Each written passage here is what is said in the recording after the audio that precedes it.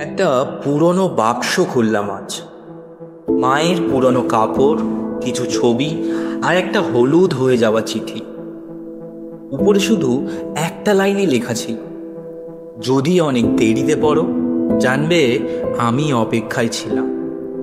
আমি থমকে গেলাম। কে লিখেছিল?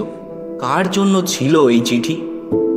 তারপর চিঠিটা খুলে পড়তে শুরু করলাম, আর আমার চোখের সামনে খুলে গেল একটা সময়, একটা সম্পর্ক, একটা অপেক্ষার কাহিনী। প্রিয় তুমি, যখন তুমি এই চিঠিটা পড়ছো, আমি হয়তো আর তোমার পাশে নেই। তোমার আগের দিনে আমি চুপ ছিলাম। তোমার অভিমানের সময়ও তোমাকে জড়িয়ে ধরতে গিয়েছিলাম, কিন্তু তুমি ফিরেও তাকাওনি। আমি জানি আমি নিখুঁত ছিলাম না, আমার ভুল ছিল, কিন্তু আমি প্রতিদিন চাইতাম তুমি একবার বলো, আচ্ছা থাক, আবার শুরু করি। কিন্তু তুমি চলে গেলে।